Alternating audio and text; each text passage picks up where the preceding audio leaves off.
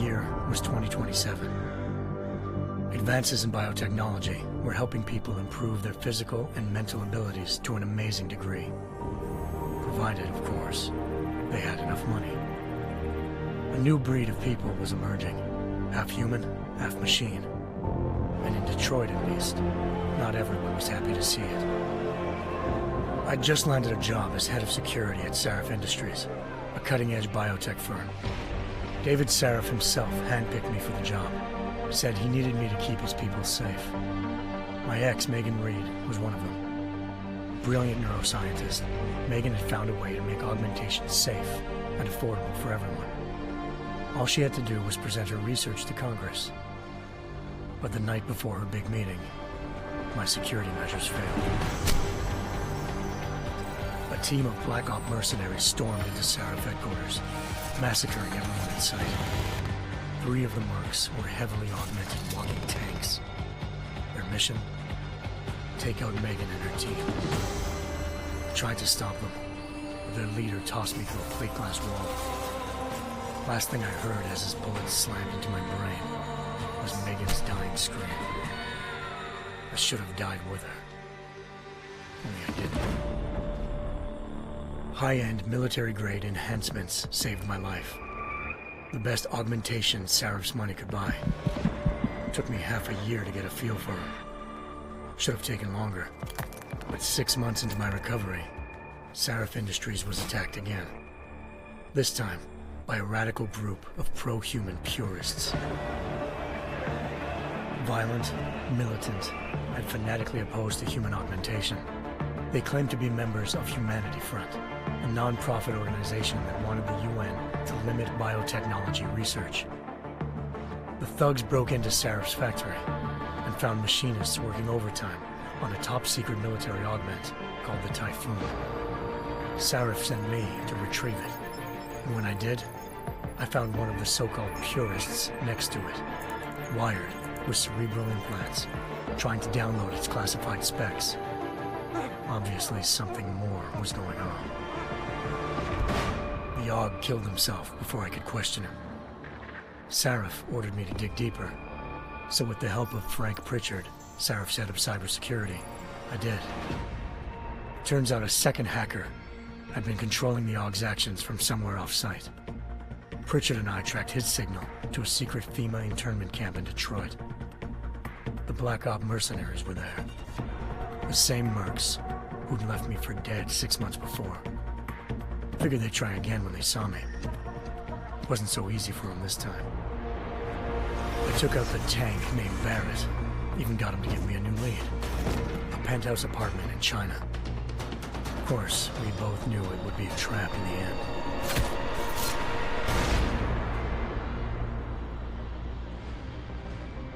Hengsha Island, China. Home to a city so crowded, they had to build a second city on top of it. Trying to find clues in Hengsha wouldn't be easy. Lucky for me, I wasn't alone. Farida Malik, Sarif Industries' ace pilot, had lived in Hengsha before. A good person to have on your side. She knew enough about the place to get me around. Malik dropped me in the lower city, close to the penthouse Barrett had told me about. Bell Tower Associates, a private security firm under contract to the Chinese government, had agents tossing the suite when I arrived. Just not for the reason I'd been expecting. Turns out the man who lived there was a criminal hacker named Van Bruggen. The same hacker who'd been remotely controlling the AUG in Sarif's factory. Van Bruggen's panicked decision to force the man to commit suicide had been a mistake. Now his mercenary partners were gunning for him, and I needed to find him before they did. Locating Van Bruggen meant playing nice with the Triads, Hengsha's organized crime lords. They had the hacker holed up inside a low-rent capsule hotel. By the time I found him, Van Bruggen had no qualms giving up the woman who hired him. Zhao Yunru, president of the Taiyang Medical Corporation. According to Van Bruggen, Zhao wanted to monopolize the augmentation industry and had hired Black Op mercenaries to destabilize her competition. Sarif Industries was at the top of her list. To prove this, I needed to get inside TYM and grab a surveillance hologram off a server. I suspected Van Bruggen was hiding something when he told me this, but nothing could have prepared me for what I saw. Megan wasn't dead.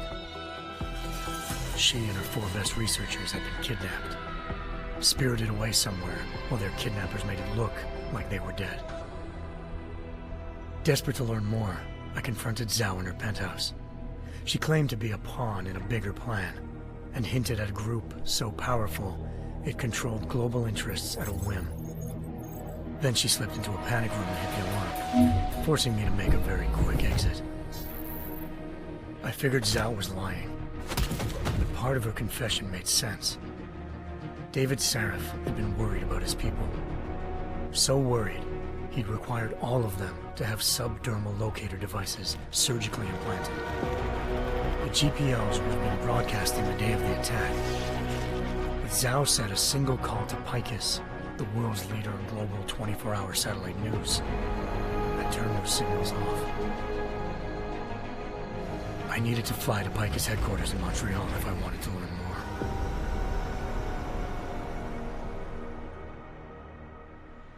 Eliza Cassan, Picus Communications' First Lady of News.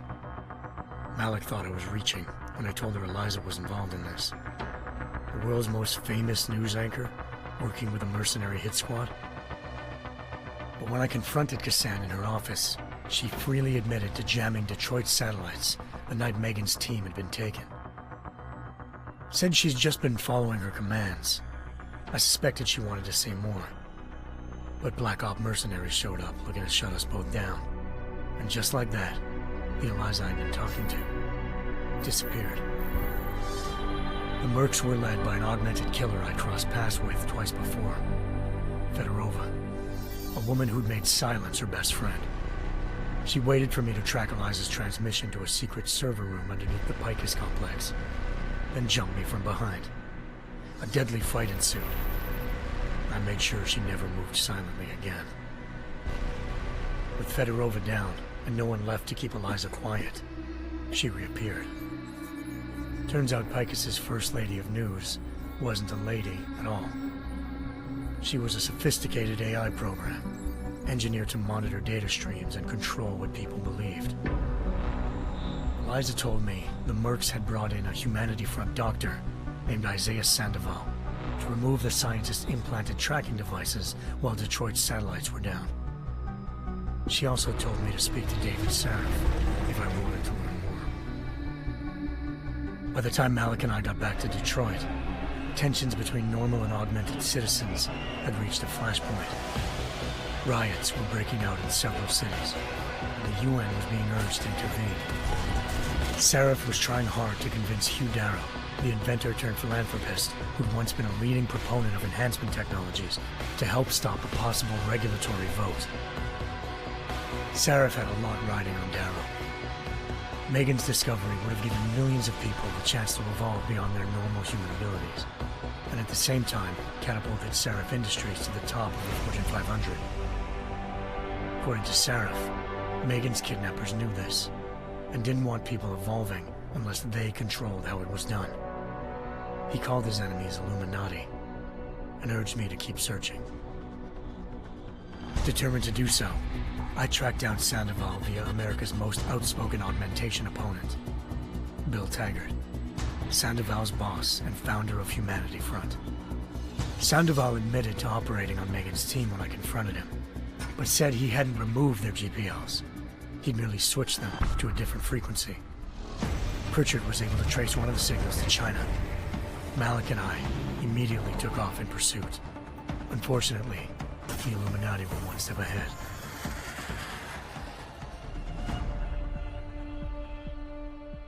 Ambushed. Shot out of the sky by Bell Tower Associates, seconds after entering Hengsha's airspace. Malik's piloting skills saved me. After a tense and bitter struggle, I escaped into Lower Hengsha. The tracking signal I was following led straight to the Triads, or more specifically, to the augmented arm of Tong Si-hung, leader of a gang of augmentation harvesters. Tong said they'd taken the arm off a corpse, which Bell Tower had left at their door, meaning at least one of Sarif's scientists was dead. Maybe not the rest of them, though. Tong pointed me to a port used for human trafficking and helped me slip aboard a bell tower ship. It was sailing to Rifleman Bank Station, a military base in the South China Sea. Bell Tower was holding kidnapped civilians as prisoners there, and using them to perfect the Chiron Project, a human-computer interface that left most of its test subjects dead. My search for Megan would have ended then, if not for a mysterious ally named Quinn. In exchange for my help exposing Bell Tower, he slipped me aboard a second ship headed to Singapore and an Illuminati-run biotech facility called Omega Ranch. 3 of Serif's scientists were there, forced by their captors to create a technology capable of remotely shutting down augmented abilities. Thanks to an emergency recall notice issued by the World Health Organization, millions of people all over the world already had the biochip installed. With the help of the scientists, I tracked Megan to a private section of the ranch. There, I ran into Yaron Namir, the walking tank who'd put a bullet in my brain the first time we met. He'd teamed up with Zhao and was hoping to catch me off guard. Their little ambush didn't work. I found Megan in a suite belonging to Hugh Darrow, the billionaire philanthropist who'd Sarif had called on for help. Darrow had convinced her to go along with the biochip plan by promising to sabotage the tech. As she was explaining this, Darrow appeared in a global broadcast, telling the world that augmentations would be the death of mankind. Then he activated the biochips to prove his point. All over the world, augmented people flew into a killing frenzy. Darrow had betrayed everyone, and it was up to me to set things right. To do it, I had to reach Panchaea, a massive installation in the Arctic Ocean. As I raced through corridors built by an all-augmented workforce, I saw death and destruction firsthand. By the time I shut down Darrow's broadcast, I knew the damage he'd done. Still, humanity's future remained unclear. How would the world react to this sabotage? Would people ever regain their faith in augmentations again? What would be the Illuminati's next move? Only time could give us the answers.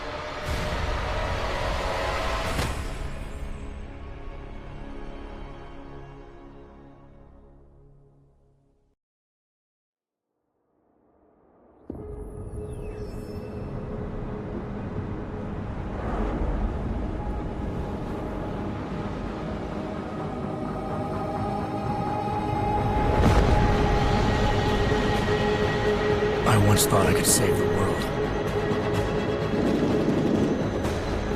Now look at it.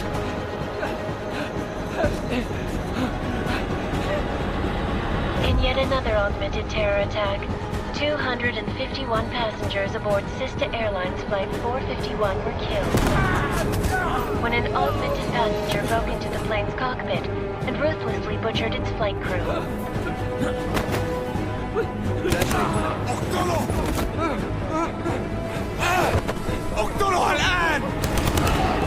Details recovered from the black box recorder suggest that the man may have been suffering flashbacks to the AUG incident. That horrible day 2 years ago when augmented people all over the world flew into a psychotic killing spree, causing the greatest loss of life in recent history. Sometimes, you just have to let go and embrace what you've become. Not gonna go all wonky on us now, Hansa, are ya? Well, if I do, McCready, I guarantee you'll never see it coming. Agent Jensen! Am I gonna have a problem with you? No, sir. No reason to assume you would. Good. Because you are the only augmented operative on this team, and I intend to make good use of you.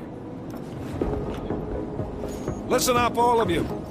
We got a sandstorm barreling down our arse and we can't afford to make mistakes. We're going after this man, an arms dealer named Shepard. He's ex-Bell Tower, one of the Special Forces commanders who disappeared during the incident. And he's come out of hiding. That cannot be good. It's not. He's selling weapons and military-grade augments to terrorists. This is Aran Singh, the undercover agent who lured Shepard out of his hole. Best you see Interpol's got. For 3 years he's worked hard to get in tight with the Jinn, an Iraqi smuggling cartel that's infected the Eastern Hemisphere like a plague. Last week, our arms dealer sent a message to the Jinn, offering to sell them a shitload of black market merchandise dirt cheap. They told Singh to handle the buy. They're not gonna like it when Interpol disrupts their party. Is Singh's cover really that good? It is right now.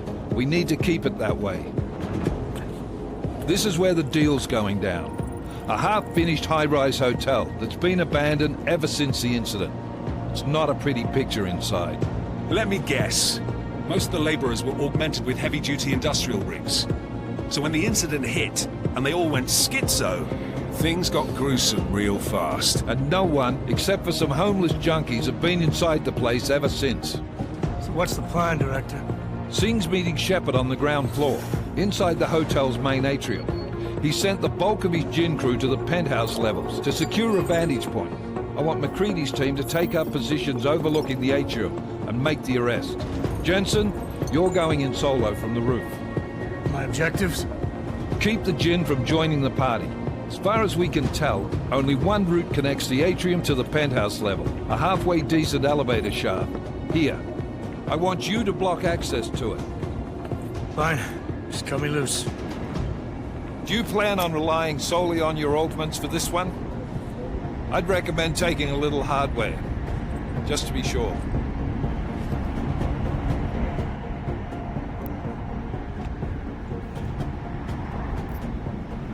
I'm not leaving my six exposed. Give me something lethal. Your call, but Singh's undercover in all this. So watch your fucking sights. What about range? There's lots of wide spaces and high ceilings in there, but a number of tight and constrained rooms too. So it's a crapshoot, really.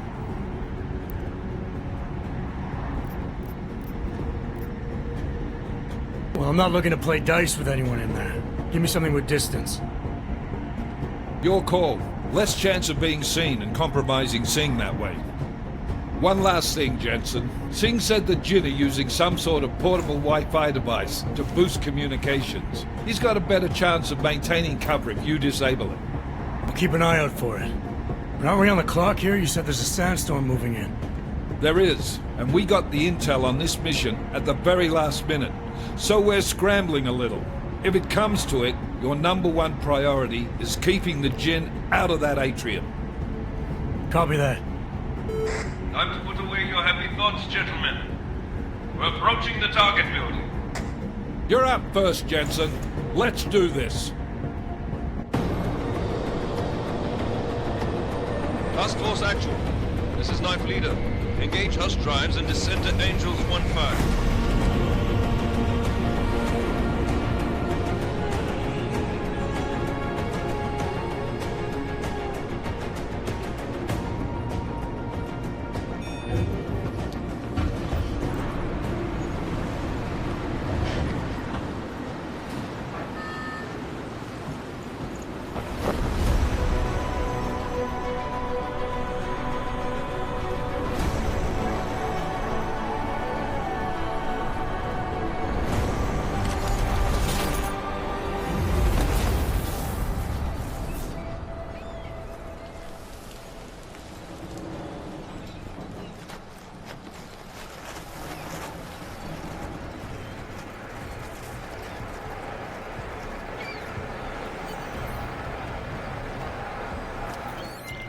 Team leader, this is Jensen. I'm on the roof. Solid copy. Move into the building. The access route you need to block is at the far end of the penthouses. And keep in mind, the direct route might not be the easiest one. Roger that. McCready will advise once his team is on the ground. Miller out.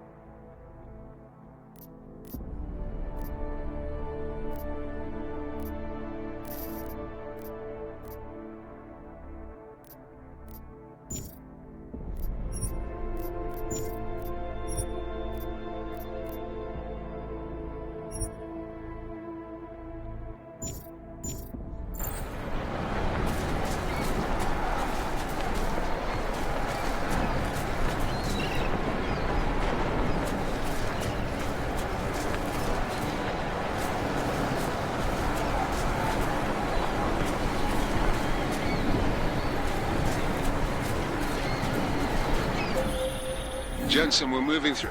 Oh, fuck! What's wrong? The Jinn have got a few Jennies up and running. Gonna have to hack keypads. You should enjoy it, McCready. They have colors and shapes. Just remember, red means bad. Fuck you.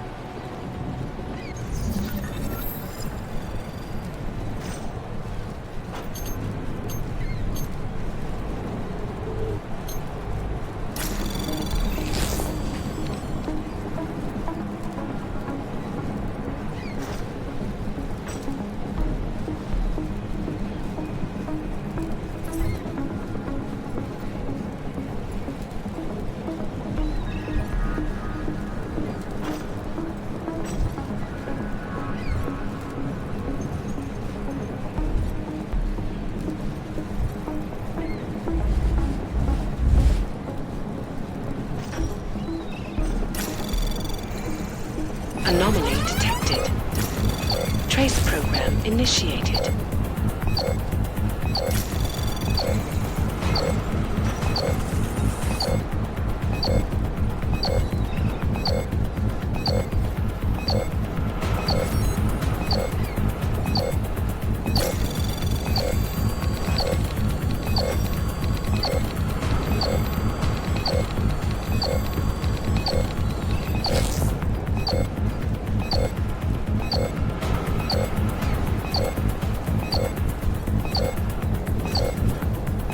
Access denied.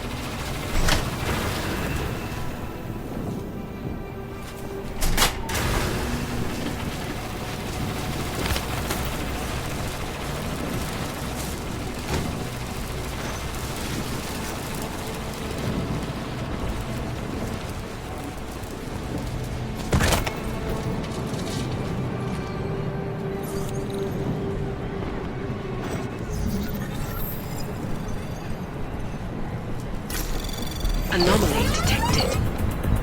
Trace program initiated.